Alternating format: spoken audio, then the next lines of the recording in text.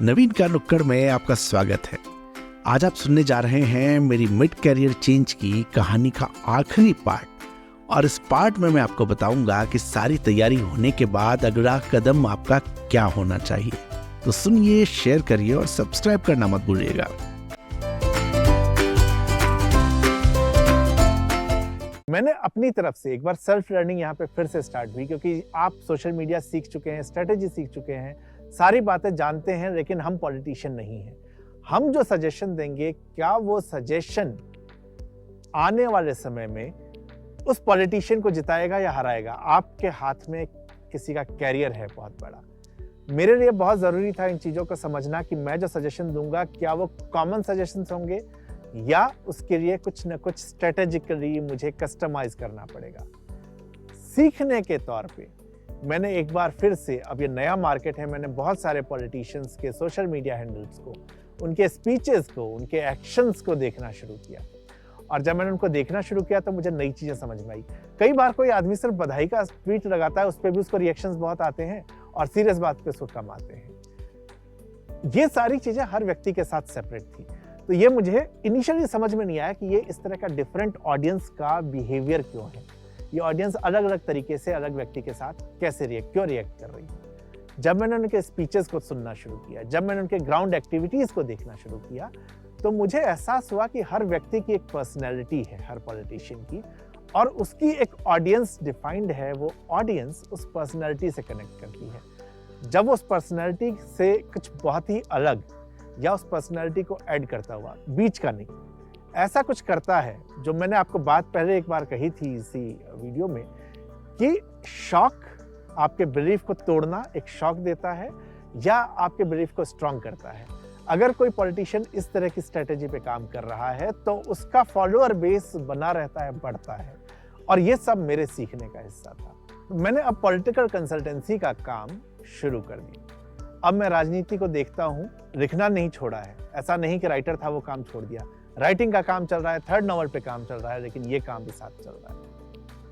ये मेरी छोटी सी स्टोरी थी, लेकिन इस स्टोरी को मैं खत्म करने से पहले कुछ बातें इस प्लेटफॉर्म के माध्यम से आपसे कहना चाहता हूँ। बातें शायद मैं आपसे कह चुका हूँ, लेकिन एक बार सिर्फ याद कराने के लिए, उस बिलीफ को रीस्टैब्लिश करने के लिए और स्ट्रॉन्ग करने के लिए कि जिसको मैं मानता हूँ।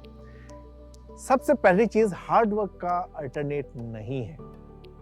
हार्ड वर्क जिस काम को चाहिए वो हार्ड वर्क चाहिए, जहां स्मार्ट वर्क चाहिए वहां स्मार्ट वर्क चाहिए। कभी भी आप मिड कैरियर चेंज करना चाहते हैं, आप इस बात के लिए मेंटली प्रिपेयर हो जाएं, क्योंकि मिड कैरियर के साथ क्या होता है, हम एक स्टेज पे आ चुके होते हैं, हम कंफर्टेबल हो चुके होते हैं। मैं जिस कंफर्ट में आ चुका था वो कंफर्ट पूरा टूटा है मेरे लिए। उस कंफर्ट को तोड़ना होता है, इसलिए वो हार्ड वर्क की आदत न छूटे। हार्ड वर्क हमारे को बनाए रखना है। ये बहुत ज्यादा जरूरी है कि हमने जो सीखा था, हमारे जो अपने बिलीफ सिस्टम थे, हम उसको चैलेंज करते जाए टाइम टू टाइम। मैंने जब भी जो लिखा, मैंने उसको चैलेंज किया कि क्या ये ठीक है, क्या ये ठीक नहीं है। खुद को चैलेंज करना मेरी चीज़ों को इम्प्रूव करता है। आप जो भी करना चाहते हैं, आप ये जरूर तय करिए कि आपका जो बिलीफ सिस्टम है, आप उसको चैलेंज करें, उसको दोबारा से चेक करें और उसके बाद उसको मजबूत करें कि हाँ, मैं ये करना चाहता हूँ, इस तरीके से करना चाहता हूँ। Hobby and passion sounds interesting, लेकिन आप उसको चेक कर लीजिए कि क्या वाकई आप उस हॉबी को हॉबी में ही पसंद करते हैं या कैरियर में भी चला पाएंगे। कैरियर में उसको चलाने के लिए जो नीड है, क्या वो नीड आप फुलफिल कर पाएंगे। फॉर एग्जाम्पल, फोटोग्राफी हमने बात की थी, वो नीड मैं पूरी नहीं कर पाया था, लेकिन राइटिंग की नीड को मैं पूरा कर पाया। अगर आपके पास भी ऐसा कोई पैशन है, तो क्या उस पैशन को पूरा करने के लिए जो जरूरतें हैं, उसको कैरियर बनाने के लिए जरूरतें हैं, क्या आप उसको मेंटेन कर पाएंगे? अगर तो ये टाइम है कि आपको अपना कैरियर चेंज कर देना चाहिए। लर्न एंड अनलर्न, ये बहुत ज़्यादा ज़रूरी है। दुनिया चेंज हो रही है, सारी चीज़ें चेंज हो रही है, हमें पता भी नहीं क्या क्या हो रहा है। हमने जो सीखा, हम उस पर टिक जाते हैं कई बार, हमें उसको चेंज करना बहुत ज़रूरी है। मैंने BTR मार्केटिंग सीखी, फिर मैं ATR मार्केटिंग में आया, और उसके बाद जब मैं कैरियर में एक मिडिल स्टेज पे पहुंचा तो डिजिटल मार्केटिंग मेरे कैरियर में आ गई। अगर मैं वो चेंज ना करता तो मैं अपने कैरियर में आगे ना बढ़ता। आपने जो सीखा है उसको छोड़ दीजिए। मैंने नॉवल लिखे, मैं सक्सेसफुल हो गया, हिंदी में मैं पॉपुलर राइटर हूँ, लेकिन जब मैं स्क्रीन पर लिखने जाता हूँ तो मुझे समझ में आता है कि ये विधा कुछ और है। मैंने जो सीखा उससे ये डिफरेंट है। तो मैंने जो सीखा उसको अनलर्न करना, उसको नए सिरे से सीखना। तो लर्न अनलर्न बहुत ज़्यादा ज़रूरी है। फाइनेंशियल स्टेबिलिटी की मैं आपसे बात कर चुका हूँ। कई बार तो हम ज़्यादा पैसों के लिए ही काम करना चाहते हैं, लेकिन जब मैंने इस चीज़ को छोड़ा था, अपनी नौकरी को, तो पैसे के लिए नहीं छोड़ा था, वो हैप्पीनेस के लिए था।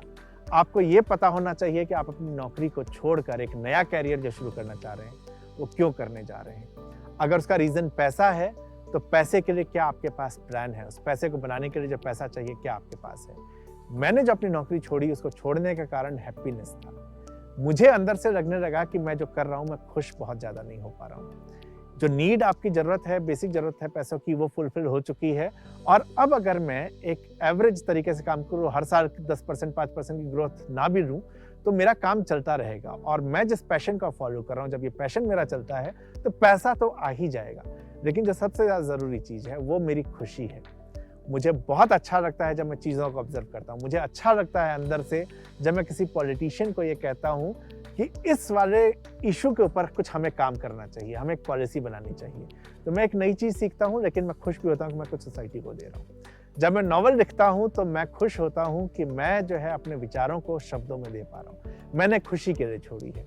आप जब भी अपना कैरियर चेंज करना चाहें, ये चीज़ जानना बहुत ज़रूरी है कि आप अपना कैरियर चेंज करना क्यों चाहते हैं।